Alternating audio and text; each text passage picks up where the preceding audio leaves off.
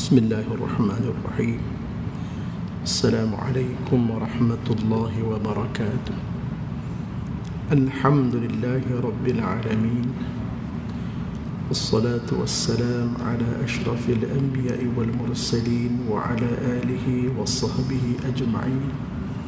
سبحانك لا علم لنا إلا ما علمتنا إنك أنت العليم الحكيم، ولا حول ولا قوة إلا بالله العلي العظيم. رب اشرح لي صدري ويسر لي أمري واحلل عقدة من لساني يفقه قولي. ربنا زدنا علما وعملا يا أكرم الأكرمين. أما بعد.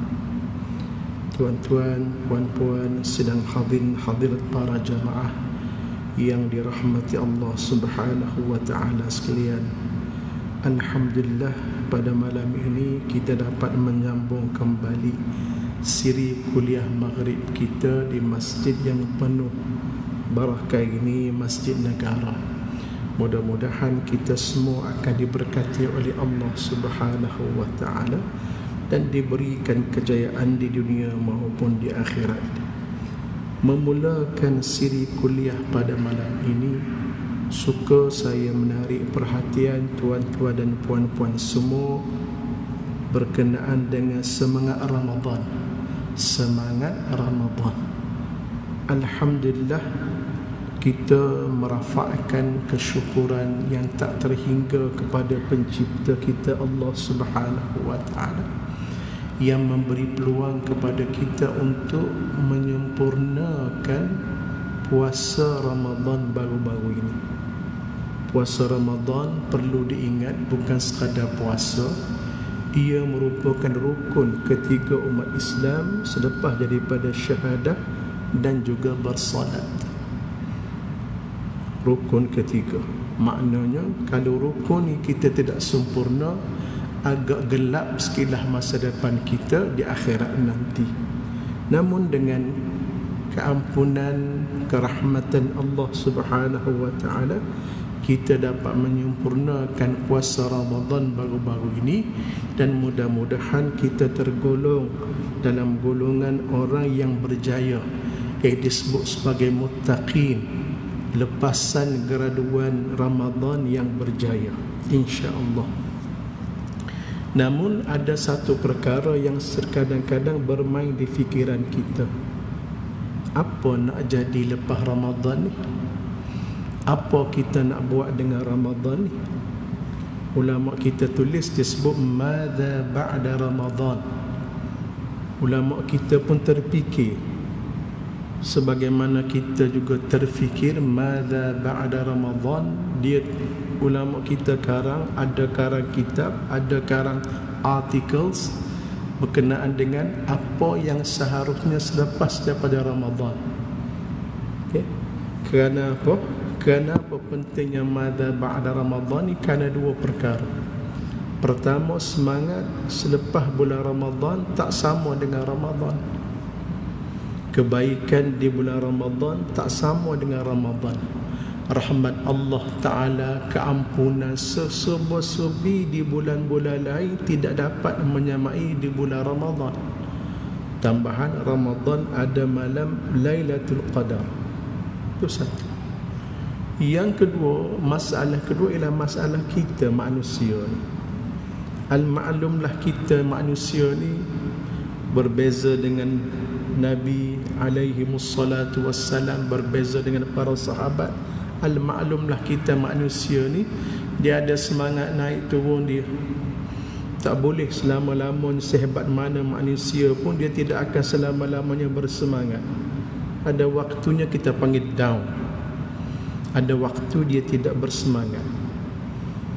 Maka bagaimanakah bagi memastikan selepas Ramadan ini kita terus walaupun dalam keadaan tidak bersemangat tetap akan mendapat kebaikan? Kerana faktor bulan Ramadan. Yang kedua, kerana faktor kita manusia. Tak dapat lari lah. Saya, tuan-tuan semua, kita ni manusia. Nak pastikan kita baik sebagaimana kita di bulan Ramadan, selepas Ramadan dan seterusnya tak boleh nak jamin. Dah kalau tak boleh nak jamin, bagaimana kita nak kekalkan semangat momentum Ramadan? Takkanlah kita nak tunggu sebelah bulan pula, bulan Ramadan tahun depan baru kita nak jadi baik. Kau macam mana? Itu pun kalau umur panjang. Kalau umur pendek, tak sempat dengan Ramadan tahun depan, maka mungkin sia-sialah hidup kita.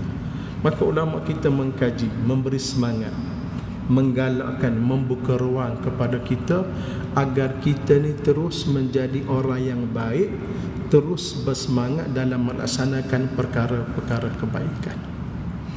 Antara pesanan para ulama, tuan-tuan sekalian, banyak pesanan ulama lah. Kita lepas Ramadan ni kita kena puasa 6. Puasa 6 menyamai sebagaimana kasaumid dahri, setahun. Kita kena banyak baca Quran. Sebagaimana bulan Ramadan ni kita bersemangat baca Quran, lepas Ramadan pun begitu juga. Bersedekah, solat jemaah di masjid. Nabi sebut tidak ada kebaikan mana-mana orang dengar azan tiba-tiba mereka tidak bersegera untuk menunaikan solat berjemaah tanpa ada keuzuran. Membuang sifat-sifat jahat. Masya Allah, kita bulan Ramadan perut kosong, nafsu pun tidak kuat, maka kita dapat menghindari daripada melakukan perkara-perkara yang tak baik. Alhamdulillah, kita teruskan yang itu. Namun dalam banyak-banyak itu ada satu perkara yang ulama sebut yang mungkin boleh menjadi suatu perhatian kita pada malam ini, iaitulah jangan lupa sentiasa berdoa kepada Allah Ta'ala. Jangan putus berdoa kepada Allah Ta'ala, kerana semua ini kita selalu berzikir la haula wala quwwata illa billahil aliyyil azim. Tidak ada sebarang kekuasaan, tidak ada sebarang ikhtiar melainkan dengan Allah Subhanahu wa Ta'ala.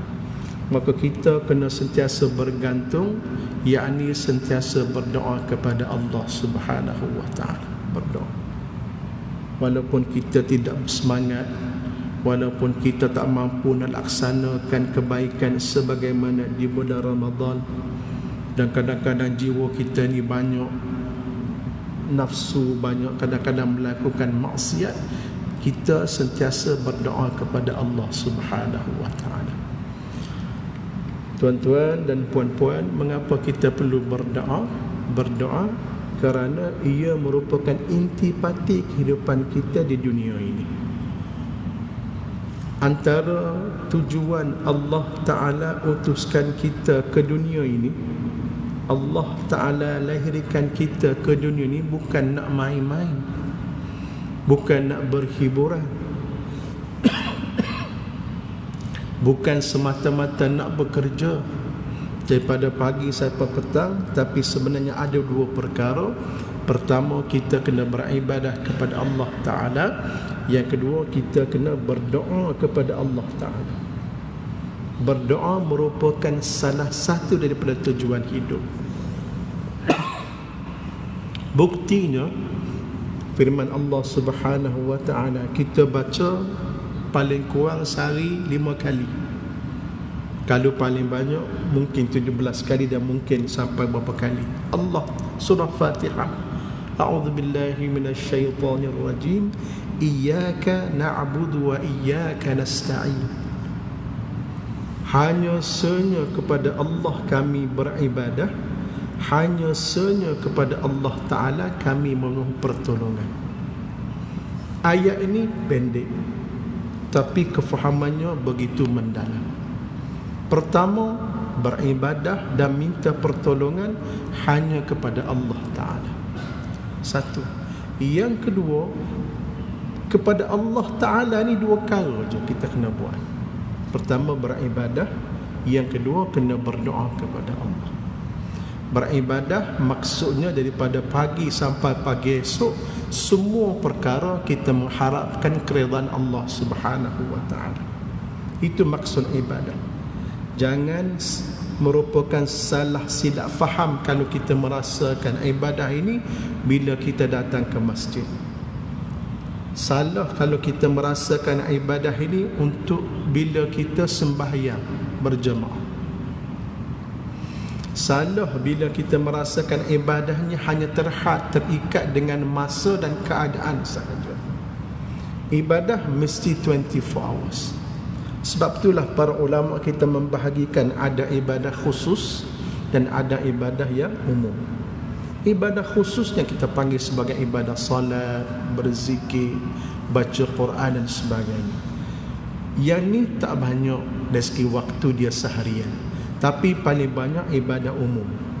Ibadah umum ni kehidupan kita berkeluarga, kita mencari rezeki, kita berkomunikasi secara sesama manusia, berinteraksi, kita berinteraksi dengan alam sekitar, dengan binatang, kita melaksanakan amanah. Ini semua perkara-perkara ibadah umum yang perlu kita buat mengikut kehendak Allah Subhanahu wa taala.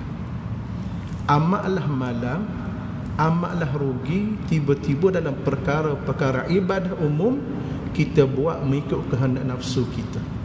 Itu yang macam-macam berlaku ni.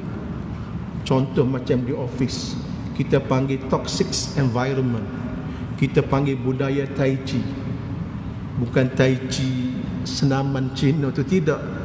Istilah Tai Chi ni kalau kat kita ni budaya yang nak menzalimin orang, kan?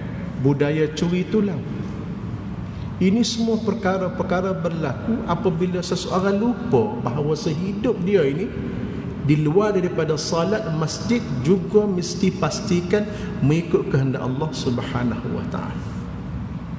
Sebab itulah umat Islam merupakan umat yang berjaya, masakan tidak, kerana semua kehidupan dia hanya kepada Allah Subhanahu wa taala sesuai dengan firman iyyaka na'budu wa iyyaka nasta'in.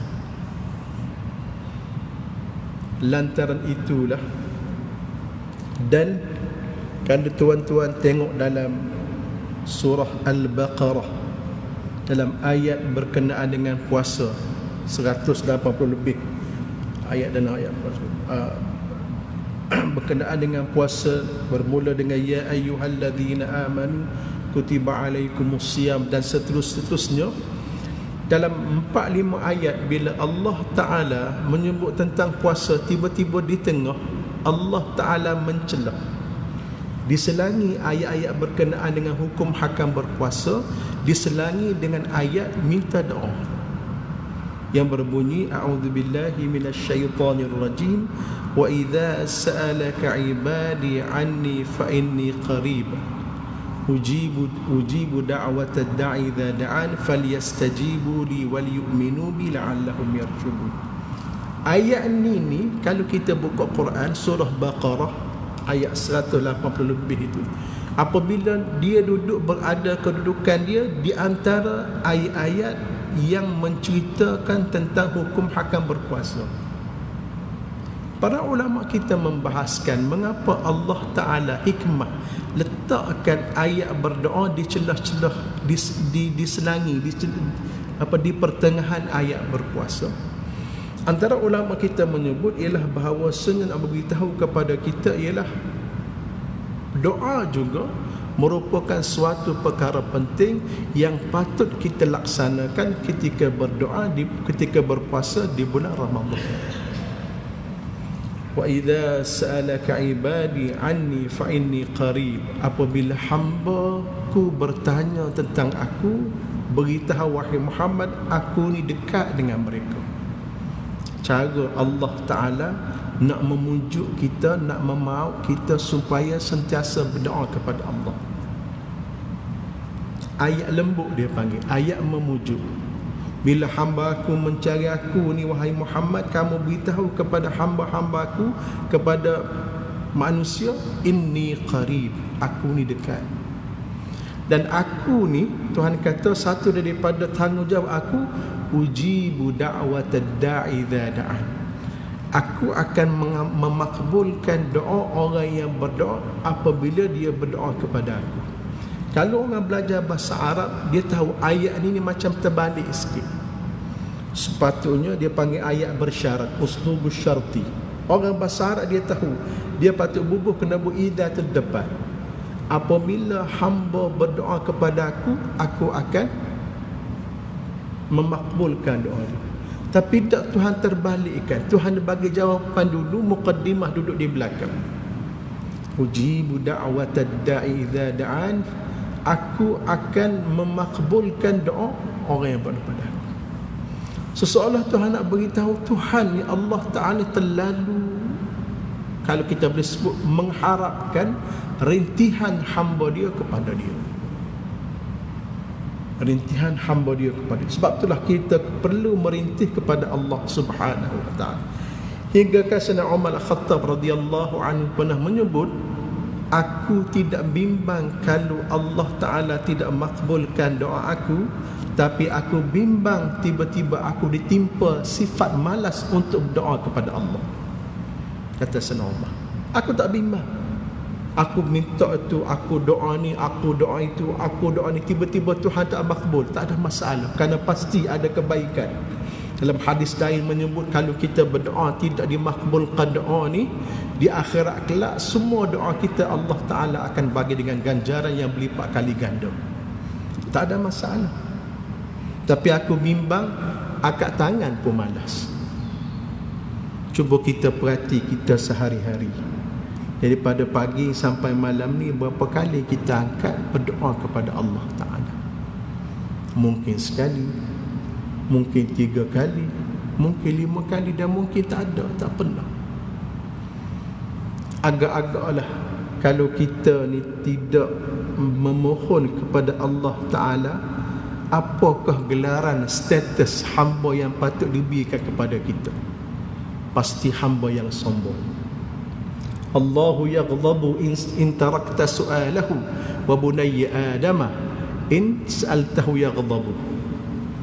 Syair menyebut Allah Ta'ala akan murka in tarakta su'alah, kalau kita ni tidak berdoa kepada dia, kita meninggalkan permintaan kepada Allah Ta'ala, Allah murka. Pelik. Dia murka. Dia murka kalau kita ni tidak berdoa kepada dia. Tapi terbalik, wa bunayya adama in sa'altahu yaghdabu. Berbeza dengan manusia Bani Adam, kalau kita ni asyik duk meminta-minta, dia akan marah. Kan? Dengan kawan kita, dengan kawan kerabat kita, minta sekali mungkin tak apalah, cuba minta kali kedua, minta kali ketiga, kali keempat, kali kelima, sah tarik, akan tarik muka, dia panggil masa muka. Tapi berbeza dengan Allah Ta'ala. Allah Ta'ala murka kalau kita tidak meminta dengan dia. Bayangkanlah begitu sekali sifat Allah Ta'ala, penyayang Allah Ta'ala kepada kita, supaya kita ni sentiasa berdoa kepada Allah Subhanahu wa ta'ala. Tuan-tuan, kalau begitu sekali Allah Ta'ala, apa kita nak minta? Apa yang kita nak minta dengan Allah Ta'ala? Ulama sebut, mintalah apa sahaja, kerana Allah Ta'ala ini memiliki gedung khazanah bumi dan langit. Dalam sepotong hadis, ada sahabat bertanya, Rasulullah nak minta apa dengan Allah Ta'ala? Nabi kata, mintalah apa sahaja, walaupun syis'ana alih, tali kasut putus. Ada setengah hadis menyebut milah, minta garam. Kita nak masak tiba-tiba, ataupun kita makan tak ada garam, minta dengan Allah Ta'ala. Tali kasut putus pun minta dengan Allah Ta'ala. Nak gambarkan supaya kita ni sentiasa jangan malu minta dengan Allah Ta'ala, walaupun pada pandangan kita benda tu perkara remeh. Minta. Tak ada duit, minta dengan Allah Ta'ala. Berbalah laki suami isi rumah tangga, tak perlu sebar dalam media sosial, minta dengan Allah Ta'ala. Kan, tak cukup duit, minta dengan Allah Ta'ala. Anak-anak tidak dengar kata, minta dengan Allah Ta'ala. Hati kita ni suka sangat dengki dengan manusia, minta dengan Allah Ta'ala. Kita nak cantik, minta dengan Allah Ta'ala. Segala-galanya minta dengan Allah Subhanahu wa ta'ala. Kan, sehingga kan minta syis'ana alih, minta tali kasut putus pun Nabi semua minta dengan Allah Ta'ala, menggambarkan pentingnya, seriusnya kita mesti minta dengan Allah Subhanahu wa ta'ala.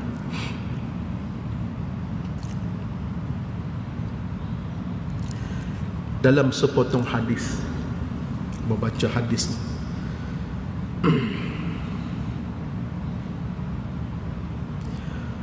روى مسلم عن أبي ذر رضي الله عنه عن النبي صلى الله عليه وسلم فيما روى لله تبارك وتعالى أنه قال يا عبادي لو أن أولكم وآخركم وإنسكم وجنكم قاموا في صعيد واحد فسألوني فأعطيت كل إنسان مسألته ما نقص ذلك مما عندي إلا كما ينقص المخيط إذا أدخل البحر. Habis hadis kursi Allah Ta'ala beritahu kepada kita, ya ibadi, wahai hamba-hambaku, law anna awwalakum wa akhirakum wa insakum wa jinnakum, kalau dikumpulkan seluruh penghuni bumi, tak kiralah manusia ke jin, awwalakum wa akhirakum, daripada Nabi Adam sampai yang kata akhir sekali, berapa jumlah tu? Mungkin berpuluh bilion, beratus bilion kumpul sekali. Okey. Qamu fi sa'idin wahid, kumpul setempat. Fasa'aluni, maka mereka ni tiap-tiap orang saat ni minta kepada aku dengan permintaan yang berbeza. Orang ni mintalah. Dan bukan minta kecil anak, yang ni mungkin minta duit 1 juta, yang ni minta rumah macam istana, yang ni minta pandai main bola macam pemain bola sepak hebat, kan? Yang ni minta jadi raja. Setiap orang minta, setiap manusia, setiap jin daripada dulu sampai sekarang minta dengan Allah Ta'ala. Tuhan kata fa'ataituhu kulla insan mas'alatu, aku akan bagi semua. Tuan-tuan boleh bayar, aku akan bagi semua. Setiap orang permintaan dia, Tuhan kata aku akan makbul. Baik, besar tu, teruk tu Tuhan tu, defisit Allah Ta'ala tu. Tuhan kata ma naqasa dhalika mimma indi. Tuhan kata sebanyak mana permintaan manusia, tidak sedikit pun berkurangan kekuasaan khazanah yang ada yang aku miliki, kecuali seumpama Allah Ta'ala beritahu kita pergi ke laut, kita bawa sebatang jarum, kita celup dalam laut dan kita angkat. Yang kita angkat, yang terlekat di jarum, itulah permintaan sebanyak mana manusia. Yang masih berbaki sebesar lautan. Tengok, begitu sekali Allah Ta'ala nak galakkan kita berdoa. Tak perlu kita bimbang, tak perlu kita rasa kecewa, putus asa kalau kita berdoa kepada Allah Ta'ala. Yalah, kalau kita sebut jarum tu mungkin tak nampak dah. Kita kata kita buat beldi lah. Kita buat beldi pergi ke laut. Tuan-tuan pernah pergi ke laut, pergi ke pantai, tuan-tuan ambil satu beldi air, angkat satu beldi air. Bila tuan-tuan angkat satu beldi air tu, adakah air tu akan surut ke macam mana? Sedikit pun tak terjejas. Maka begitulah kalau kita ni berdoa dengan Allah Ta'ala. Sebanyak mana kita berdoa, sebesar mana doa kita, sedikit pun tak terjejas khazanah kekuasaan nikmat yang Allah Ta'ala miliki. Maka seharusnya kita mesti berdoa kepada Allah Subhanahu wa Ta'ala.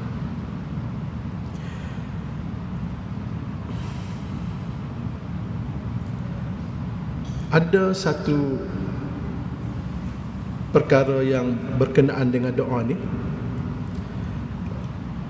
nak sebut juga berkenaan dengan doa ini. Mengapa kadang-kadang bila kita berdoa Allah Ta'ala tidak makbulkan? Ada juga dia panggil sebab-sebab doa yang tertolak. Okay? Sebab-sebab doa yang tertolak. Allah Ta'ala berfirman, wa qala rabbukum ud'uni astajib lakum. Allah Ta'ala berfirman, ud'uni, berdoa kepada aku, astajib lakum, pasti aku akan makbulkan doa kamu. Tapi dalam keadaan begitu, mengapakah masih ada kadang-kadang doa-doa yang Allah Ta'ala tak terima? Sebab apa doa-doa yang Allah Ta'ala tidak terima? Pertama sekali, sebab doa kita tak terima ni, dia ada syarat dia. Pertama, kerana kita terlibat dengan benda-benda haram. Ini kena. Jangan main Syekh benda-benda haram ni. Makan rasuah, menipu orang, hutang tak bayar, kan? Makan yang tak halal. Rasa sedap nak makan je, contoh makan benda tak halal, kan? Terlibat dengan kehidupan yang haram akan menyebabkan tertolak doa kita. Hadis 40, rajulu yatilu safara ash'atha aghbara yamuddu yadayhi ila as-sama' ya rab wa mat'amu haramun wa mashrabu haramun wa malbasu haramun wa inda wa ghudhiya bil haram fa anna yustajabu lah. Kita belajar dalam hadis 40. Ada seorang laki-laki ini, dia teruk dalam perjalanan, duduk padang pasir, mungkin tersesat, berdebu muka, kan, lapar letih, angkat tangan kepada Allah Ta'ala, ya Allah, tunjukkanlah aku mana kampung-kampung aku nak berhenti, bagilah aku nak minum air sedikit, aku dahaga sangat, bagilah sedikit makanan, aku nak lapar sangat. Orang ni pun Allah Ta'ala tidak makbulkan doa dia. Kenapa? Kerana dia makan benda haram, dia pakai benda haram, dia minum benda haram. Fa anna yustajabulah. Kalau kita sebut istilah, Tuhan mana pelahap nak makbulkan doa dia. Jadi sebab antara doa kita ni tertolak ialah kita terlibat dengan perkara-perkara haram.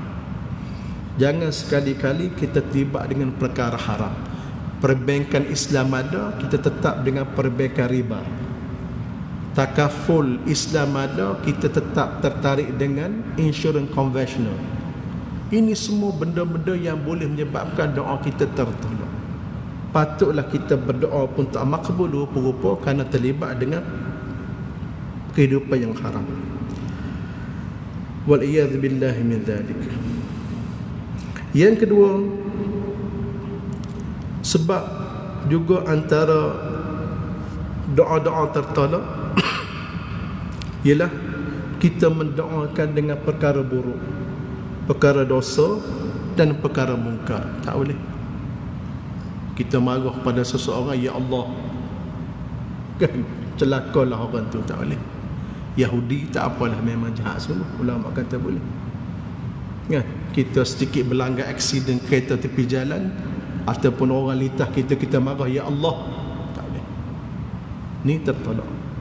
Sila hari bulan doa tu pula Tuhan kenakan atas kepala kita.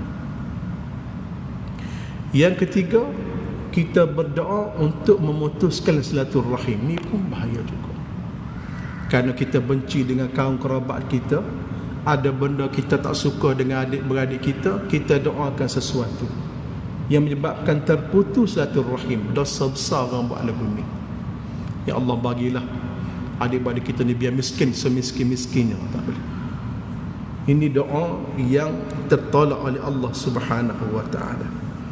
Yang keempat, kita berdoa dalam keadaan lalai dan tidak yakin dimakbulkan. Ini pun satu hal juga. Nabi sebut, atuhibbuna an tashtahidu fid du'a. Nabi kata, kamu tak suka kalau kamu ni bersungguh-sungguh dalam doa. Bila kita berdoa ni, biar kita bersungguh-sungguh mengharapkan dengan Allah Subhanahu wa ta'ala. Pasti Allah Ta'ala akan makbulkan, khususnya apabila berlaku perkara-perkara emergency. Masakan tidak teringat kita dalam hadis, 3 orang pemuda terperangkap dalam gunung, masuk gua, tiba-tiba batu gua jatuh, tutup pintu gua. Nak buat apa? Nak telefon, masa tu pun telefon tak ada, nak WhatsApp tak boleh, nak tolak batu tu besar, nak meraung, nak bertempik, orang tak dengar. Akhir berdoa dengan Allah Ta'ala. Doa dia Tuhan makbulkan. Akhir sebesar-besar batu yang tidak logik pada akan terbuka, Allah Ta'ala akan bukakan. Ini keajaban kita berdoa. Jadi bila kita berdoa dengan sepenuhnya. Jangan berdoa dalam keadaan lalai dan juga tidak yakin dimakbulkan. Hadis Nabi sallallahu alaihi wasallam, ud'u Allah wa antum muqinuna bil ijabah wa'lamu anna Allah la yastajibu du'aan min qalbin ghafillahin. Berdoalah kepada Allah Ta'ala dalam keadaan kamu yakin bahawa ia akan dimustajabkan, dan ketahuilah bahawa Allah Subhanahu wa ta'ala tidak akan memustajabkan doa yang datang daripada hati yang lalai lagi alpa. Hadis juga Tirmizi. Man sarrahu ay yastajib Allah lahu inda syada'id wal kurabi falyukthir du'a fi ar-rakha. Sesiapa yang suka Allah Ta'ala menerima doanya ketika waktu sukar dan waktu kepayahan, maka hendaklah dia berdoa, membanyakkan doa pada masa dia senang dan juga waktu dia mewah. Kalau kita bimbang nanti Allah Ta'ala tak terima doa kita pada waktu susah, sekarang ni kena berdoa. Waktu kita senang, waktu kita tidak ada apa-apa kesulitan, waktu ni kita sentiasa berdoa pada Allah Ta'ala. Kerana orang yang ingat Allah Ta'ala pada waktu senang, Allah Ta'ala tidak akan lupa dia pada waktu dia susah. Ini tanda hamba yang saleh. Jadi bila kita berdoa, pastikan kita berdoa bersungguh-sungguh dengan Allah Subhanahu wa ta'ala. Akhir sekali tuan-tuan, dalam Quran ada satu kisah menarik tentang doa. Kisah ini menjadi suatu pemangkin semangat, penguat semangat, bahawa Allah Ta'ala ni kalau kita berdoa pasti dia akan makbulkan. Ialah kita manusia ni kadang-kadang kita mari datang juga was-was kan, Allah Ta'ala makbul ke doa aku kalau aku berdoa. Kadang-kadang timbul perasaan tu.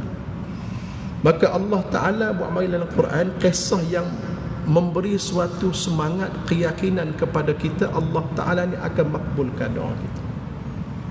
Apa dia kisah dia? Tuan-tuan ingat kita kisah, kalau saya tanya tuan-tuan, siapakah makhluk paling jahat di alam ini? Siapa dia makhluk paling jahat di alam ini? Jawapan dia syaitan. Kan syaitan yang paling jahat, sebab dengan sebab tipu daya dia menyebabkan bapa kita Nabi Adam AS terkeluar daripada syurga. Syaitan ini merupakan hamba Allah Ta'ala, malaikat yang derhaka. Apabila Allah Ta'ala halau dia keluar, tuan-tuan tahu dia buat apa? Dia tidak kata, tak apalah aku keluar lah. Dia minta, dia berdoa dengan Allah Ta'ala. Qala rabbi fa'anzirni ila yaumi yub'atsun.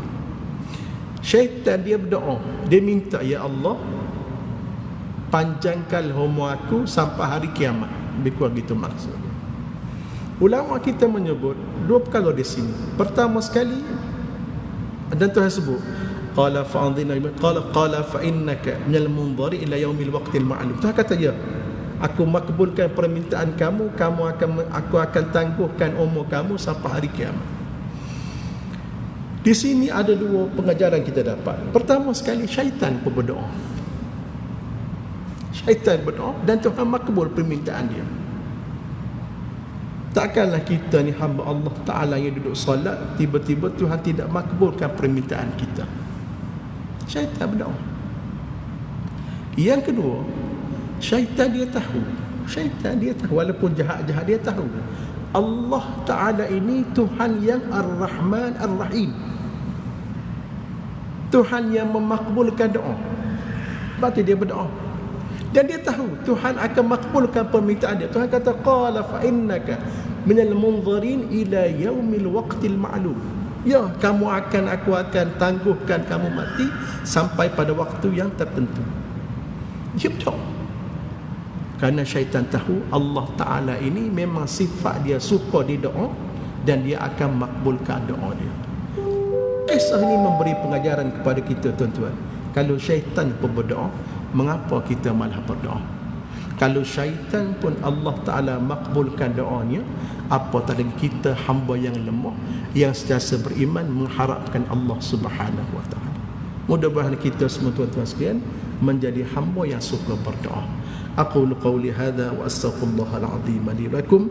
Bismillahirrahmanirrahim. Rabbana ighfir lana dhunubana wa israfana fi amrina wa thabbit aqdamana wansurna 'alal qaumil kafirin.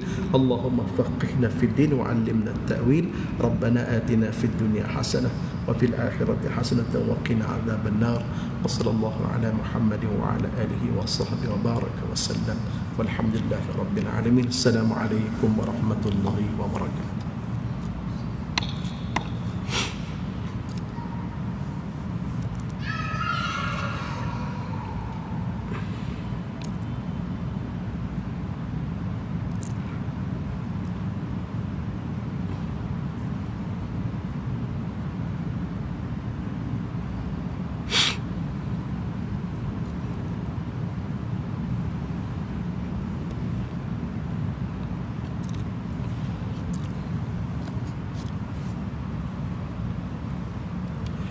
Syekh, Syekh.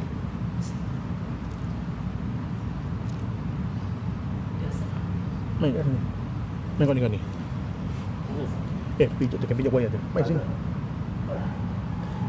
Itu.